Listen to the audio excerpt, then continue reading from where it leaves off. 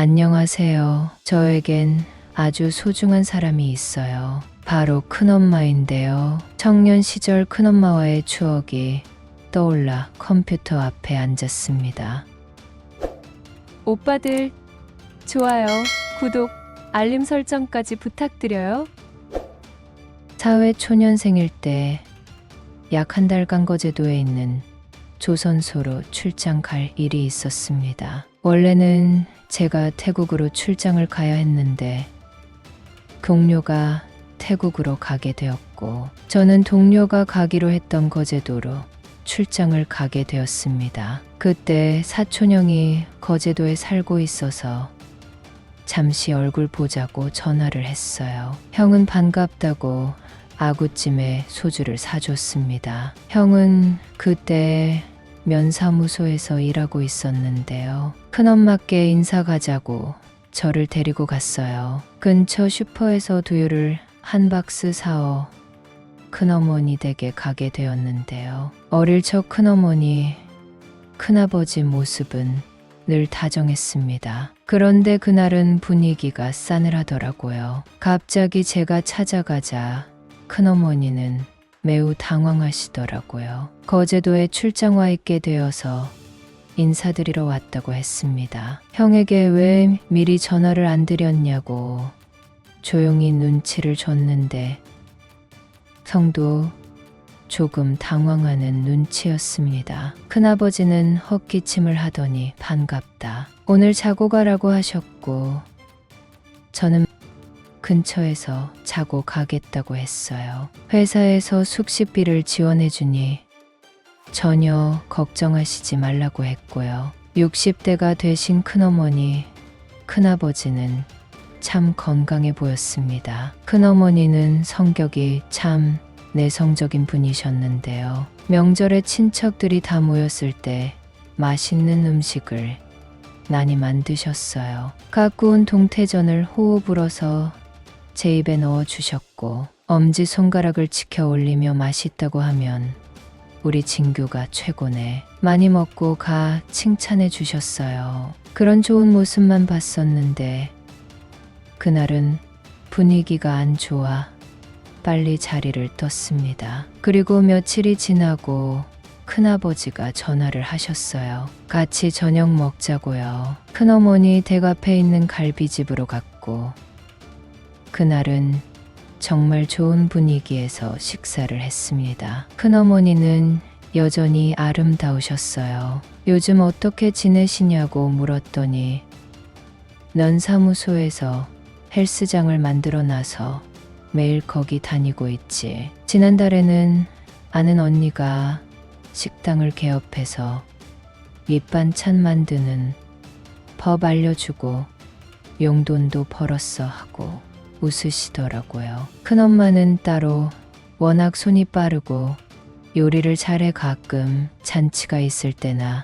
손님을 초대하는 일, 개업식당에 불려 다닌다고 하더라고요. 우와, 큰어머니 정말 능력자시네요 하고 칭찬해 드렸더니 큰어머니는 나는 그것만 잘하지 다른 건 잘 못해. 과찬이야 하고 웃으셨어요. 큰아버지는 그날 기분 좋게 술도 한 잔 드셨고 고기도 푸짐하게 먹었어요. 여러분은 써리모의 영상을 재미있게 듣고 계십니다. 발빠르게 계산을 하고 오니 큰어머니가 아이고 우리가 불러놓고 이렇게 비싼 소고기를 다 사주고 미안해서 어쩌니 하셨고 저는 돈 버는 사람이 당연히 대접해 드려야죠 라고 했어요. 그날 어디서 잘 거냐고 물으셨고 저는 출장 기간 동안 조선소 근처에서 잠만 자고 있다고 했어요. 큰엄마는 그러지 말고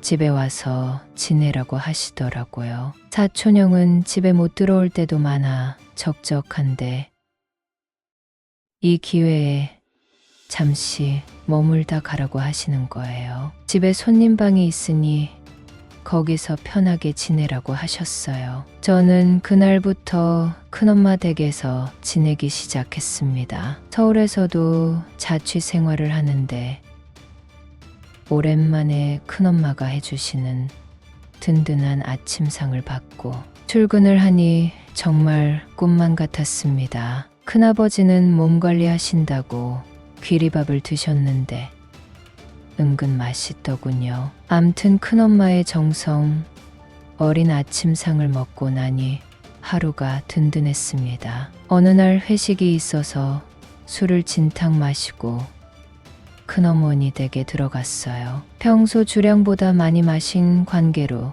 집에 들어가자마자 씻고 잠자리에 들었는데요. 큰어머니가 노크를 하더라고요. 미안한데 내가 너무 급해서 그런데 얘기 좀 할 수 있어 하시더라고요. 큰어머니는 냉수를 한 잔 주셨고 큰어머니와 식탁에 마주보고 앉았어요. 큰어머니는 요즘 큰아버지가 자꾸 휴대폰만 쳐다보고 웃었다가 한숨을 쉬는데 왜 그러는지 모르겠다고 하시더라고요. 가정생활은 워낙 깨끗한 사람이라 믿고 있는데 요즘 들어 왜 그런지 모르겠다고 무슨 일 있냐고 물으면 말은 안 한다고 하더라고요. 큰어머니께 큰아버지가 외출은 자주 하시냐고 물었어요. 뭐 평소와 같이 정년이 1년 남았으니 회사, 집 왕복하고 가끔 경조사 있을 때 나가거나 친척들이랑 벌초 가는 거 말고는 없어. 저는 뭔가 직감이 왔습니다. 큰엄마, 경제권은 누구한테 있어요?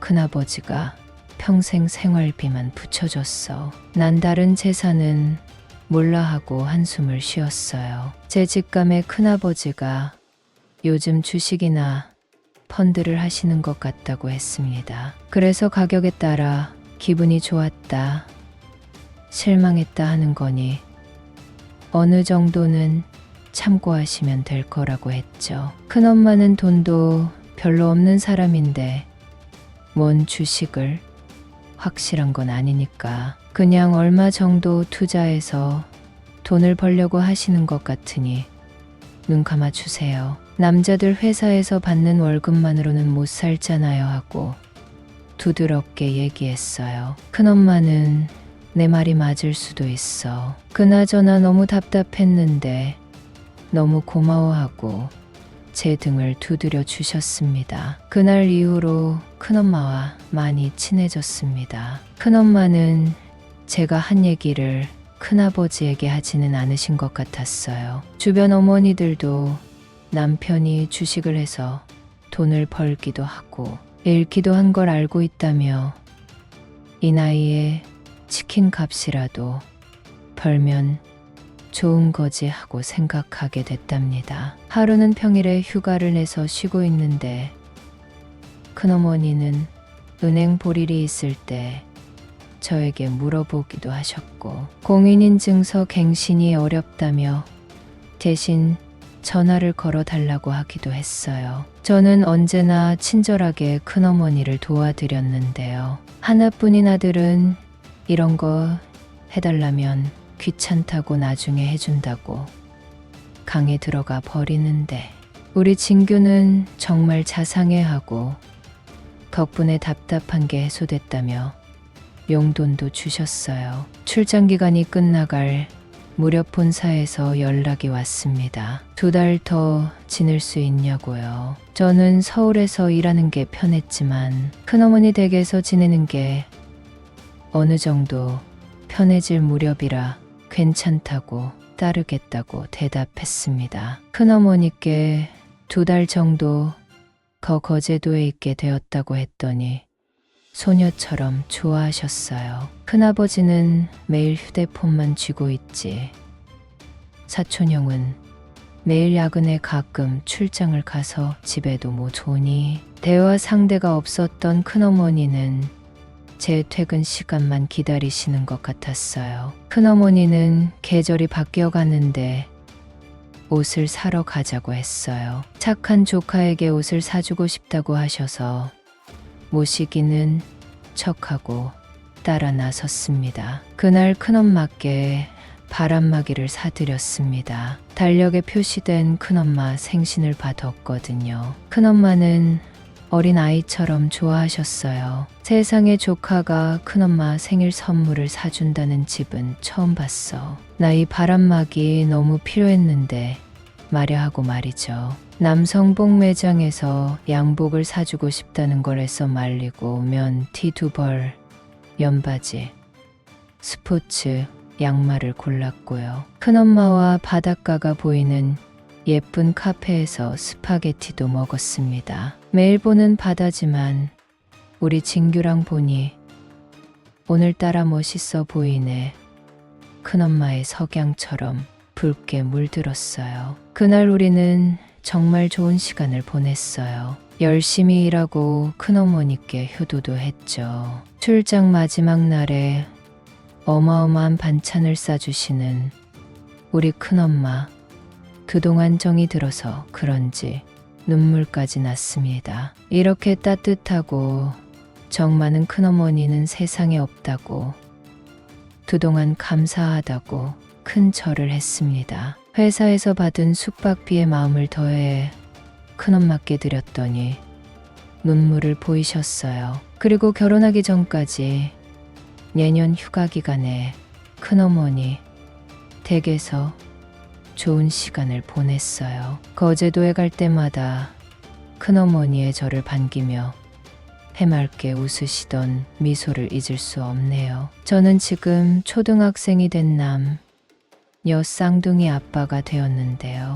1년에 한 번씩 거제도로 내려가 큰어머니 얼굴을 보고 옵니다. 20대 사회초년생이었을 때 큰엄마와의 추억으로 끝내기엔 너무 아쉬운 마음이 들어서요. 우리 애들도 큰할머니라며 무척 잘 따르더라고요. 착한 아내도 제가 큰어머니와 끈끈하다는 것을, 아니 내년 큰어머니의 선물을 준비합니다. 큰어머니와의 추억 이야기 들어주셔서 감사합니다. 아직 구독 누르지 않은 오빠들 구독 꼭 눌러주시고 지인들께 공유 부탁드려요.